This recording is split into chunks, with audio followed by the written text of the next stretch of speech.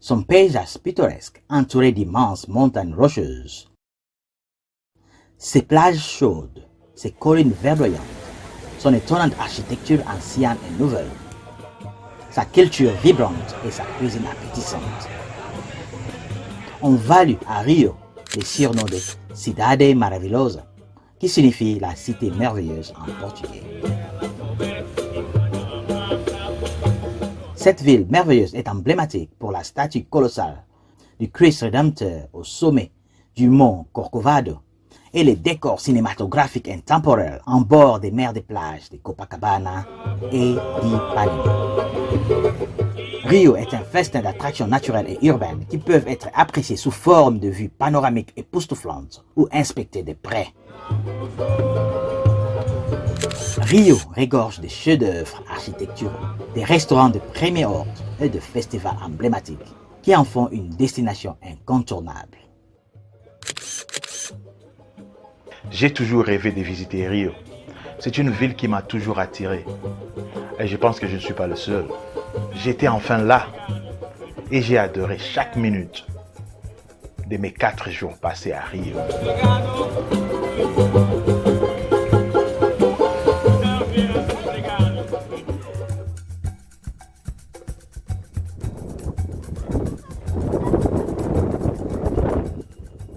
Situé sur l'océan Atlantique, dans la partie sud-est de la zone tropicale d'Amérique du Sud, Rio de Janeiro fut la capitale du Brésil indépendant de 1822 à 1960, date à laquelle la capitale nationale fut transférée dans la nouvelle ville de Brasilia.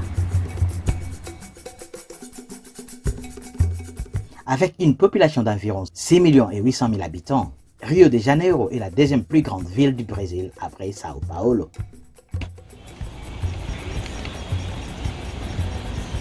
Les habitants de Rio de Janeiro, appelés Cariocas, représentent un microcosme de la diversité ethnique du Brésil et comprennent des personnes d'ascendance européenne, africaine et mixte. Très fiers de leur propre ville et connus pour leur chaleur et leur convivialité, les Cariocas sont des gens joyeux avec une attitude détendue face à la vie, une passion pour le sport en général, principalement le football, et beaucoup de plaisir à interagir avec.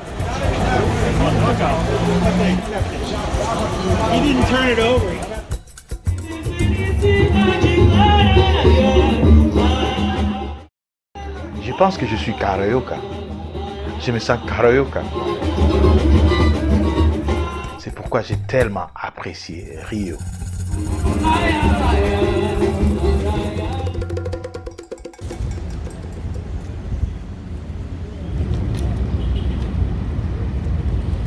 Rio de Janeiro est carte postale jolie, mais pour beaucoup, il est loin d'être paradisiaque.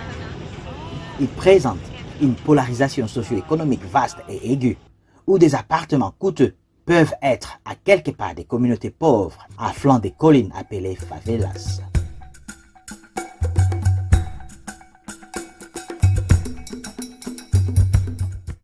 Les crimes tels que le trafic de drogue, les vols, les meurtres, etc. sont devenus communément associés aux favelas.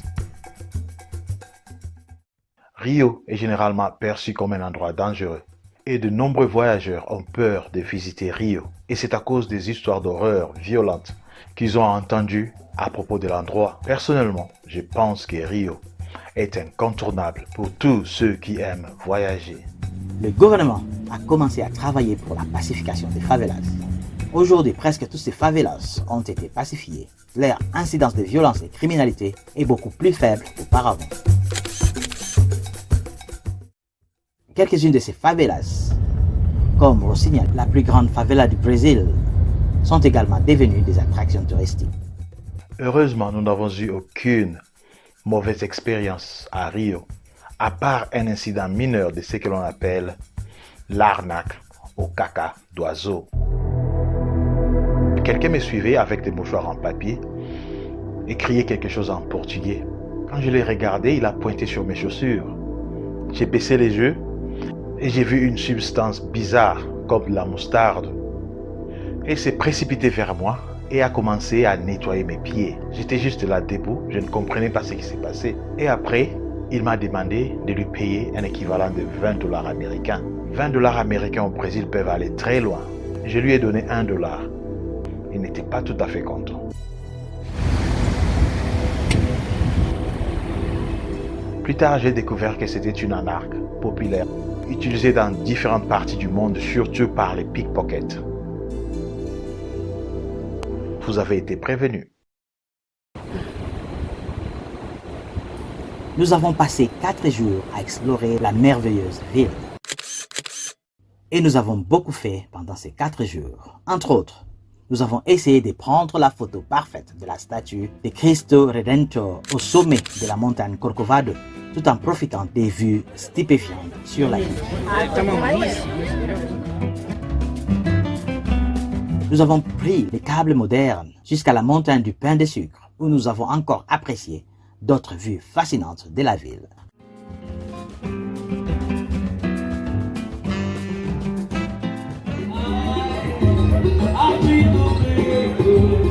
Nous nous sommes mêlés aux habitants lors d'un rassemblement de samba en plein air. Nous avons suivi les traces de Pharrell et Snoop en escaladant l'Escadaria Celarón et en visitant le parc Enrique Largue où le populaire vidéoclip de la chanson Beautiful a été réalisé. Nous ne pouvions pas manquer l'occasion de visiter le temple du football, le stade Maracanã. En véritable cariocas, nous nous sommes relaxés sur la plage d'Ipanema et de Copacabana en sirotant le cocktail national Caipirinha.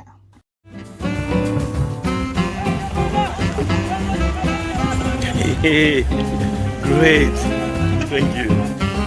Nous avons également pris des superbes photos et nous espérons que la vidéo vous inspirera pour votre prochaine aventure à Rio de Janeiro.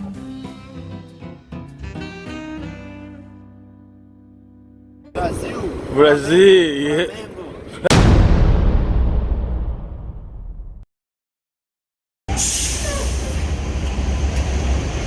Pour marquer notre séjour à Rio, nous avions voulu capturer la meilleure photo de la statue de Jésus le Rédempteur. Ainsi, pour notre premier jour à Rio, nous nous sommes donc dirigés vers le mont Corcovado, au sommet duquel se trouve la statue.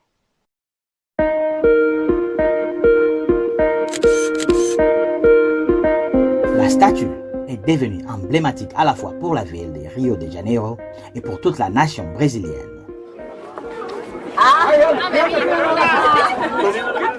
La construction du Christ Rédempteur a été achevée en 1931. Au moment de son achèvement, la construction de la statue coûtait 250 000 dollars américains ou l'équivalent de 3 400 000 dollars américains de nos jours et était entièrement financée par la communauté catholique du Brésil.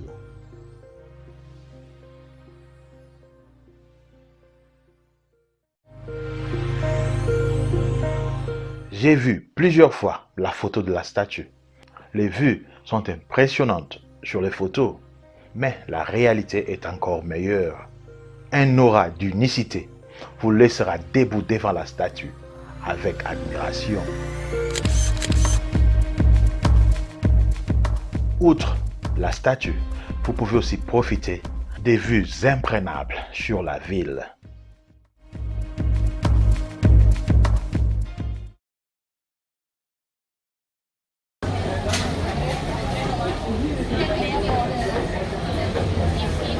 Il y a 3 façons d'arriver au Christ Rédempteur. Vous pouvez prendre un train, un minibus ou une randonnée.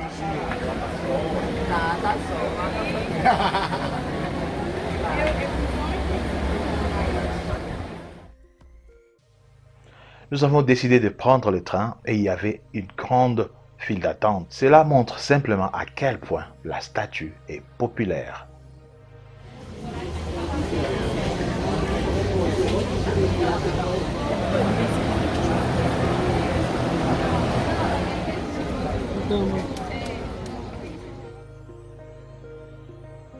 Le train en crémaillère est le moyen le plus connu et le plus traditionnel pour atteindre le Christ Rédempteur. Le train vous amènera à travers la forêt atlantique presque jusqu'au sommet de la montagne Corcovado.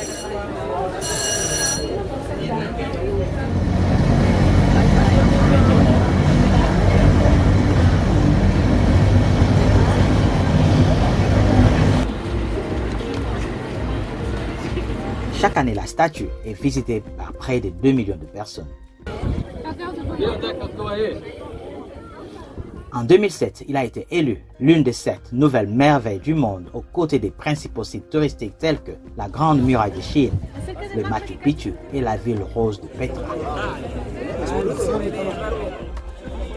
Les gens étaient allongés à même le sol, juste pour essayer de capturer l'image parfaite de la statue. Impressionnant.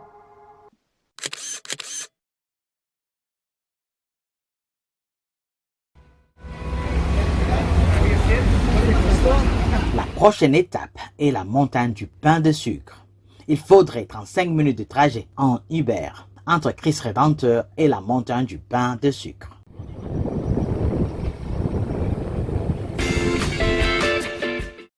Lorsque vous êtes à Rio, vous ne pouvez pas manquer une visite au sommet de la montagne du pain de sucre pour avoir une vue à 360 degrés sur Rio.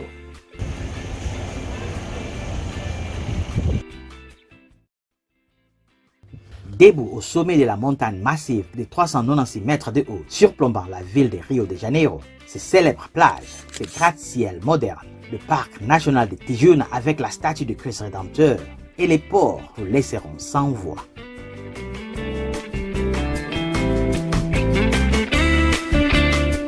Parce que la montagne du pain de sucre se trouve sur une péninsule qui s'étend dans l'océan Atlantique, il offre une combinaison unique d'une ville animée, d'une baie tranquille et d'un océan étincelant.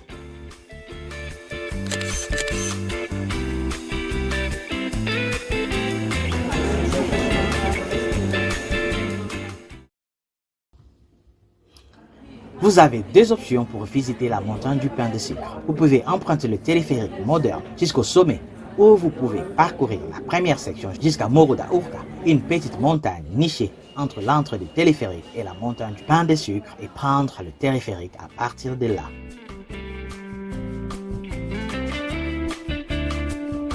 Nous avions donc pris les téléphériques jusqu'à Morro da Urca.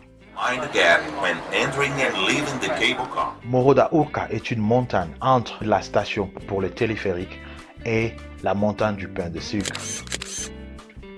À ce stage, nous pourrions déjà profiter de vues spectaculaires.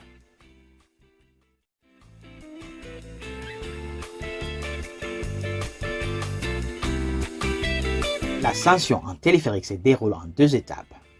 D'abord vers la colline voisine d'Urca, puis un autre raid de voyage jusqu'à la montagne du pain de sucre, pendant que le panorama à couper les souffles de plages, de gratte-ciel et de collines se déroule sous vos yeux.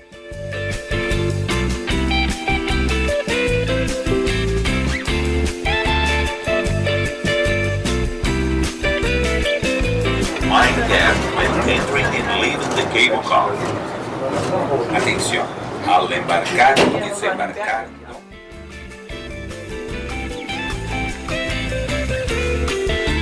Vous pouvez rester au sommet aussi longtemps que vous le souhaitez pour profiter de l'immense beauté.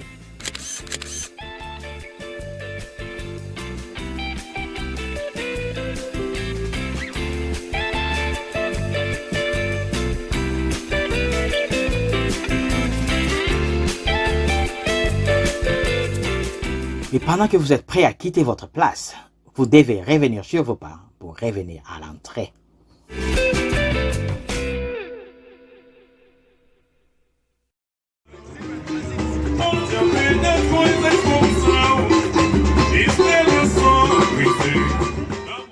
Nous avons décidé de terminer notre première journée à Rio dans le quartier de Porto Marvila, et ceci pour 2 raisons. Un coup d'œil rapide sur le musée de demain et la musique samba en plein air gratuite à la Pedra do Sal.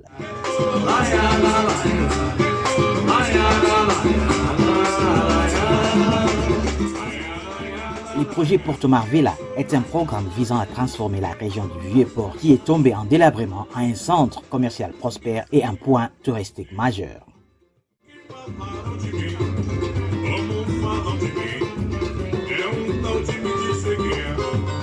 L'un des aboutissements du projet est le musée de demain. Le musée de demain est à 21 minutes de trajet en Uber depuis la montagne du pain de sucre.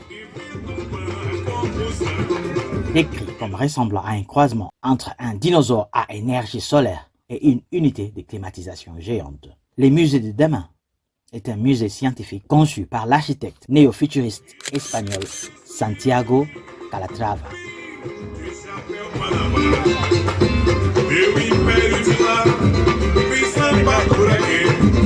À quelques pas du musée, à environ 12 minutes de marche, nous avons atteint Pedra do Sal.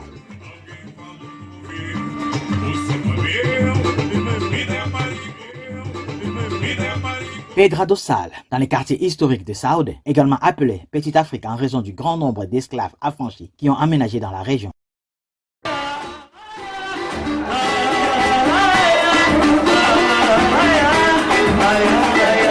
Mas ontem também foi aniversário do Noca da Portela. Considéré comme le berceau de la samba. La région est riche en diversité culturelle et cela a eu un impact énorme sur les traditions musicales. L'intégration d'éléments de la musique africaine a été l'un des éléments clés du développement du rythme mondialement connu de la musique samba.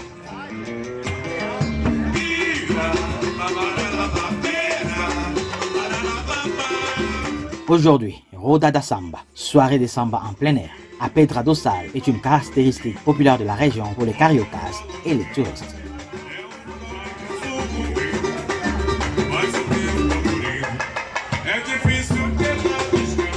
Les fêtards se rassemblent autour d'un rocher plat géant, le Pedra, qui donne son nom au lieu, qui devient une piste de danse improvisée au fur et à mesure que la musique opère sa magie.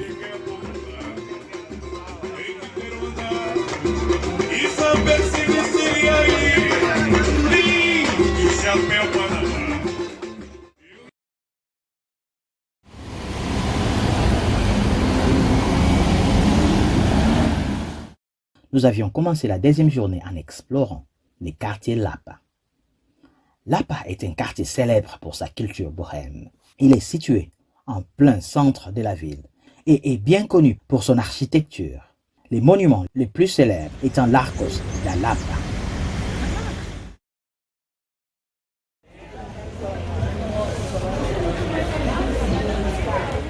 Niché entre les quartiers de Lapa et Santa Teresa se trouve le vibrant et impressionnant Escadaria Celerón, un escalier recouvert de plus de 2000 pièces de carreaux colorés, de miroirs et de céramique.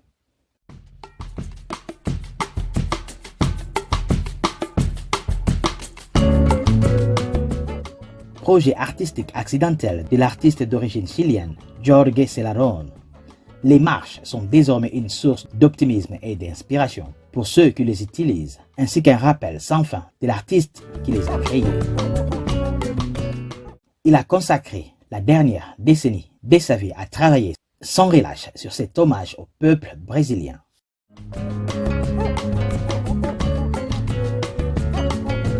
À l'origine, les carreaux pour ces travaux ont été récupérés sur divers chantiers de construction et des tas de déchets dans les rues de Rio, mais plus tard, la plupart des carreaux ont été donnés par des visiteurs du monde entier.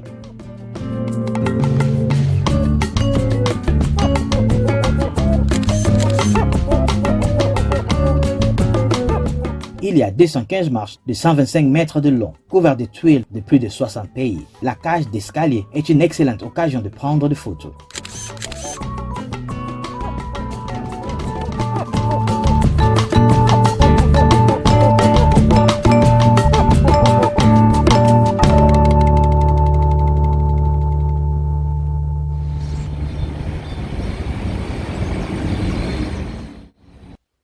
À 11 minutes de marche des escaliers, nous avons atteint la cathédrale métropolitaine de Saint-Sébastien, mieux connue sous le nom de cathédrale métropolitaine de Rio de Janeiro.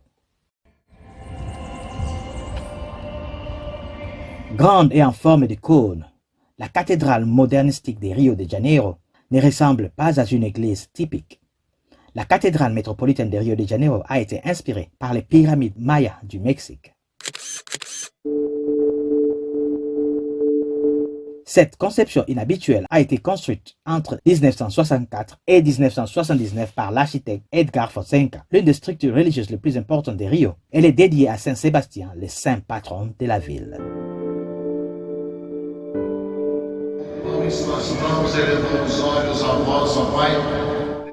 La beauté de la cathédrale réside dans son intérieur, où 4 vitraux rectilignes aux couleurs vives s'élèvent à 64 mètres du sol au plafond au-dessus des murs dans les 4 points cardinaux, permettant à la lumière du soleil d'être projetée avec de superbes couleurs différentes en fonction des temps du jour, ce qui donne à l'église un bel éclairage naturel et une atmosphère mystique.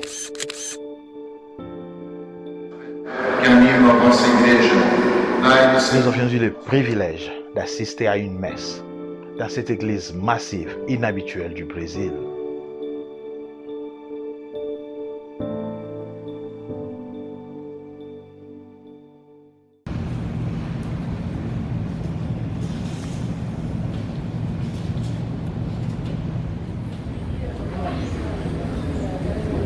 Après l'église, nous sommes montés à bord du tramway de Santa Teresa, tramway jaune vif, cliquetant au-dessus de l'aqueduc de Carioca et à travers les rues pavées de Santa Teresa.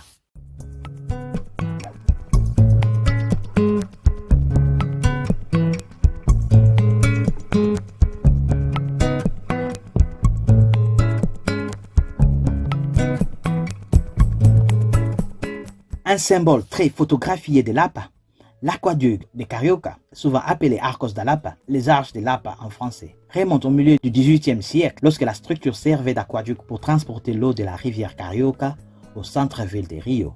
Aujourd'hui, les arches portent le téléphérique jaune sur son chemin entre Centro et Santa Teresa.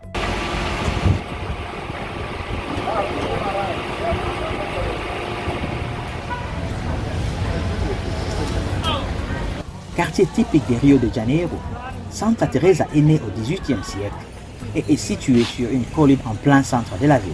Symbole des arts visuels, le quartier compte des dizaines de studios d'art et le vieux tramway sillonne ses ruelles.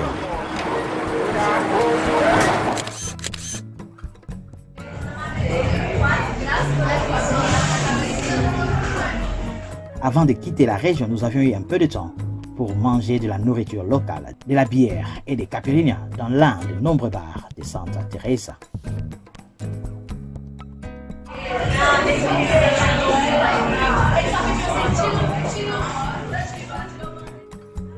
Nous avions sauté sur un Uber pour aller au stade Maracanã, 10 minutes de trajet.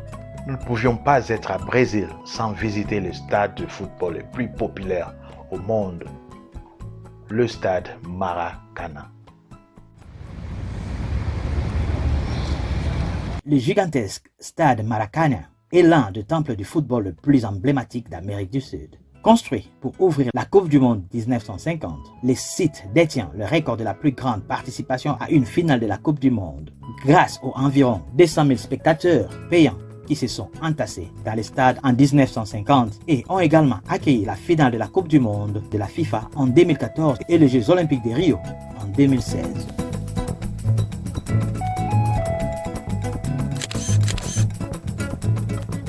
Le stade est sur le point d'être rebaptisé le Rei Pelé, en honneur de Pelé, qui marqua son 1000e but en 1969.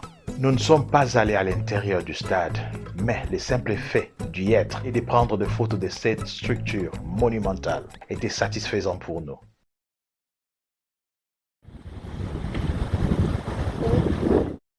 Après le stade, nous nous sommes dirigés vers un autre stade. Cette fois-ci, ce n'est pas un stade de football. Sambadrome Marquês de Sapucaí, à 6 minutes en Uber du stade Maracanã.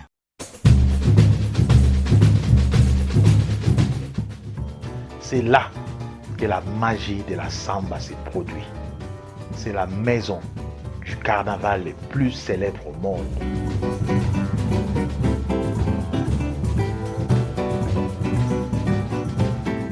Le Sambadrome est l'épicentre de la samba lors du carnaval de Rio de Janeiro.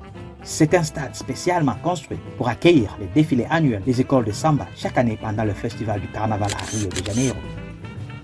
Nous avions eu la place pour nous-mêmes et nous pouvions organiser notre propre carnaval.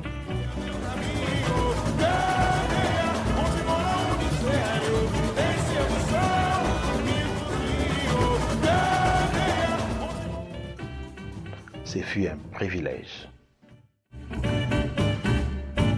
C'est ainsi que se termine notre deuxième jour à Rio. Demain, nous nous dirigerons vers une autre caractéristique qui fait de Rio une cité célèbre, les plages.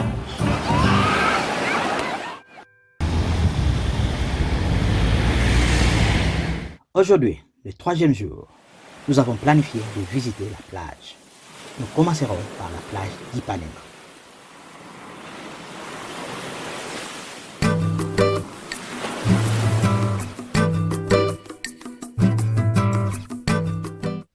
Il suffit de peu de temps pour se rendre compte que la plage, c'est la vie à Rio de Janeiro.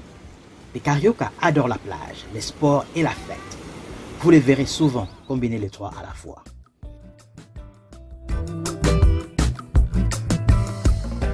Les plages du monde entier ont des règles différentes. Et sur les plages de Rio, moins, c'est plus. Tous les sexes portent aussi peu que possible. Cependant, aller seins nus n'est pas bien vu.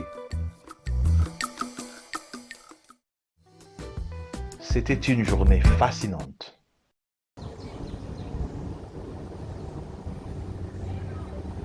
Avant la plage, nous avons décidé de faire un petit détour vers le jardin botanique de Rio de Janeiro. C'est l'un des plus grands jardins botaniques tropicaux et arboretums du monde.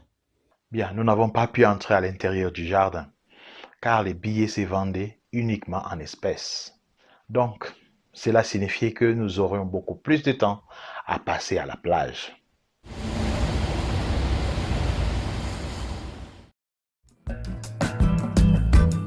Du jardin à la plage d'Ipanema, il a fallu 9 minutes de trajet en Uber.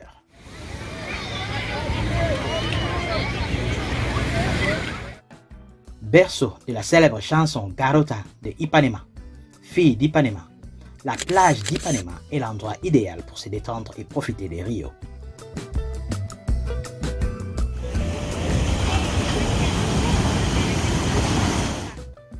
Bien que moins célèbre que sa voisine d'à côté, la plage de Copacabana, Ipanema se distingue par son charme tranquille et son environnement considérablement plus propre. La zone qui l'entoure est l'un des quartiers les plus riches de la ville.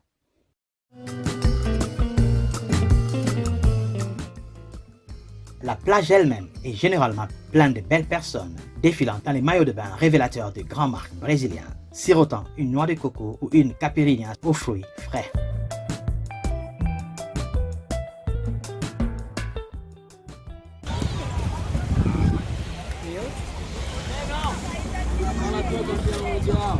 Les caipirinha est le cocktail national du Brésil.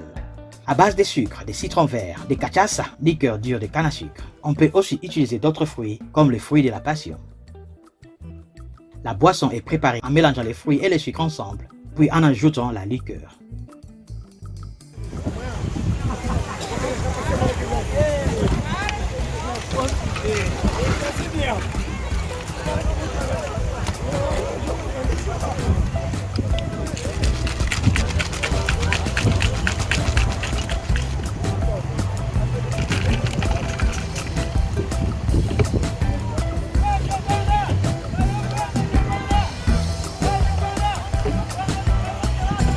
Hey, great.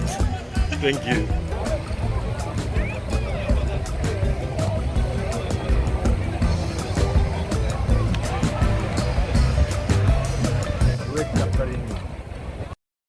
Après la plage et les caipirinhas, nous avions eu besoin de nourriture.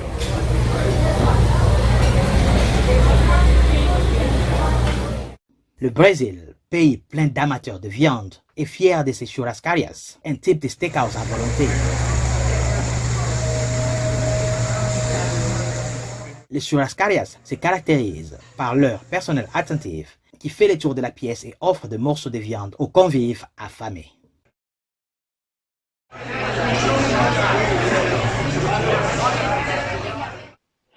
Nous avions notre propre grill plein de viande avec les caipirinhas.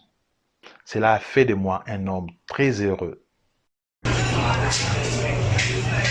Together, make proper steakhouse. Wow, I'm impressed. And then you have caipirinha.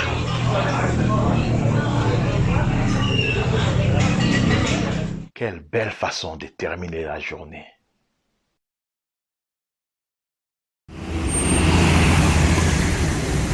C'est notre 4e et dernier jour à Rio. Aujourd'hui, c'est le tour de Copacabana, la plage la plus célèbre au monde.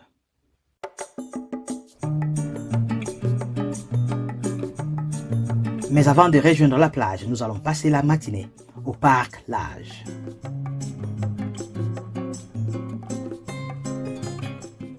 Le parc public de Parc Lage est situé dans les quartiers du Jardin botanique de Rio, au pied de la montagne Corcovado.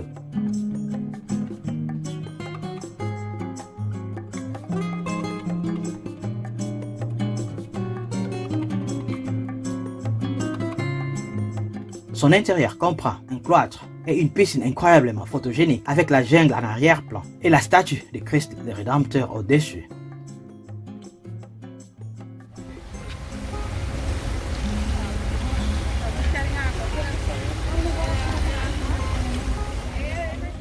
À l'intérieur du magnifique manoir qui abrite l'école des arts visuels du parc Lage se trouve le Café du Lage.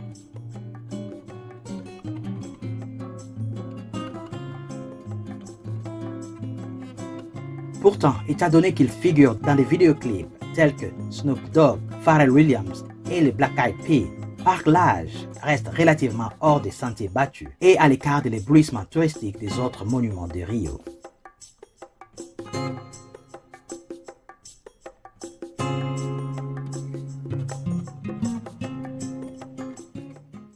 Les jardins entourant la maison sont organisés géométriquement dans un style romantique européen. Vous pouvez vous promener sur les ponts aux détails rocailles et visiter la tour et les grottes, toutes construites en mortier pour imiter les roches et les rondins. L'une des grottes a des aquariums encastrés dans ses murs.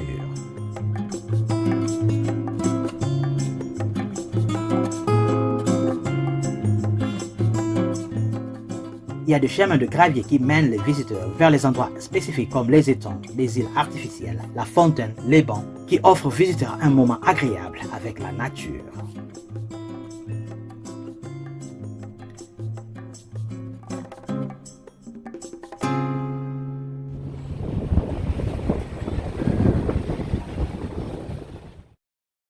Du parc à Copacabana plage, il y a un trajet de 11 minutes en Uber.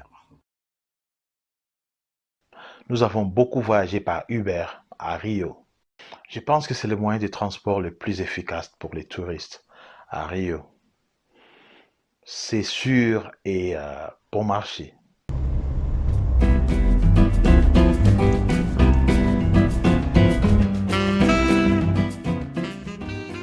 Considérée comme l'une des plages les plus célèbres du monde, Copacabana est un mélange de tradition, de glamour et de gloire.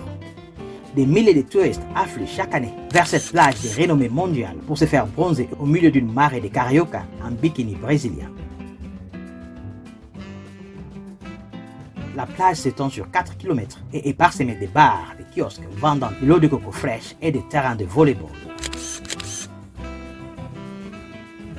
Parallèlement à l'eau regorgeante des restaurants authentiques, des chambres somptueuses et de la belle Avenida Atlantica sur les côtés en mosaïque, la plage de Copacabana possède bien plus que du sable poudreux.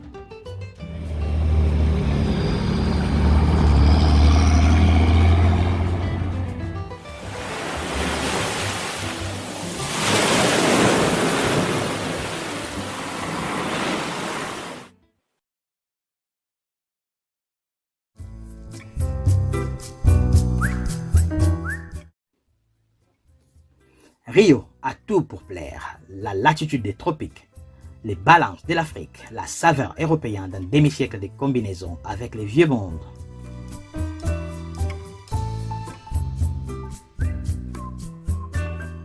Il est vrai que la criminalité à Rio est un problème majeur, mais les zones touristiques sont relativement sûres.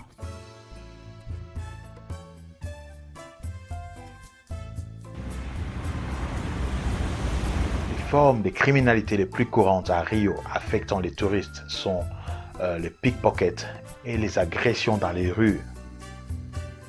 Nous avions eu une visite merveilleuse et sans crime à Rio.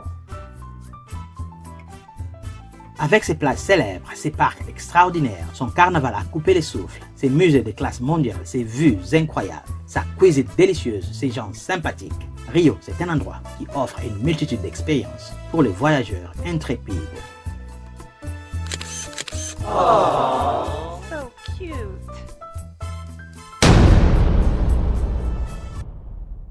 Merci d'avoir regardé notre vidéo.